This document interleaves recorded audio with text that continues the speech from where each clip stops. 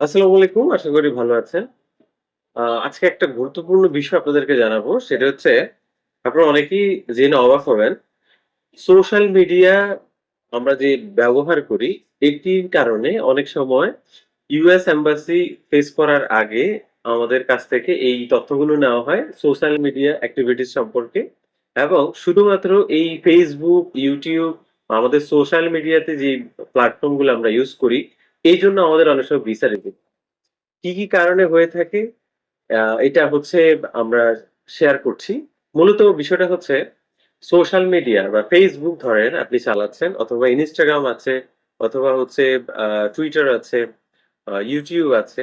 এখানে আপনার সম্পর্কে পূর্ণাঙ্গ একটা ধারণা পাওয়া যায় এবং আপনার এই ধারণার মধ্য দিয়ে তারা জাজ করার চেষ্টা করে আপনি আসলে USA যে যাচ্ছেন, ইউনিভার্সিটিতেই যাচ্ছেন, কেন যাচ্ছেন?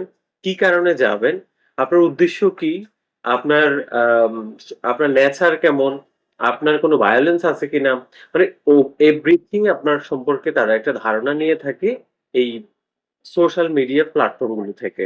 তো এইজন্য অন্তত যদি কেউ ইউএস এম্বাসি ফেস করার আগে বা এই ধরনের আ কোনো কার্যক্রমের সাথে যদি কাজ করতে চান, আপনি যদি ইউএসএ এপ্লাই করতে চান, তাহলে অবশ্যই সতর্ক হয়ে আগেই বিষয়গুলো সতর্ক হয়ে যেতে হবে। যদি এমন কোনো পোস্ট, ভিডিও বা এমন কোনো এক্টিভিটিস আপনার সোশ্যাল মিডিয়াতে থেকে থাকে, অবশ্যই এগুলো সরিয়ে নিতে হবে।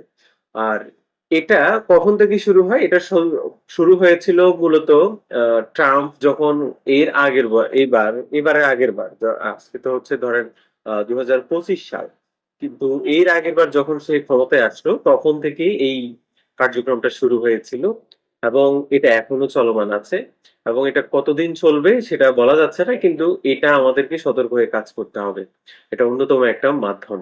এবং আরো কিছু বিষয় হচ্ছে আমাদের যখন হচ্ছে আমরা এম্বাসি ফেস করার আগে যে এই তথ্যগুলো আমাদেরকে দেওয়া হয়, এটা হয়তোবা আমরা তেমন একটা গুরুত্ব সহকারে দেখি না। তো দেখা গেছে যে আপনি যদি এমন কোনো পোস্ট ভিডিও থেকে থাকে যেটা আপনার একান্ত জরুরিও হতে পারে, সেক্ষেত্রে আপনি এটা হাইড করে রাখতে পারেন এবং এই এই সময়কালে আপনি যখন এই এম্বাসি ফেস করা বা এই ধরনের সমস্যাগুলোর সম্মুখীন হতে পারেন, তখন হচ্ছে আপনি এগুলো হাইড করে পরবর্তীতে আবার অ্যাক্টিভ করে আপনি আপনার কার্যক্রম চালাতে পারেন।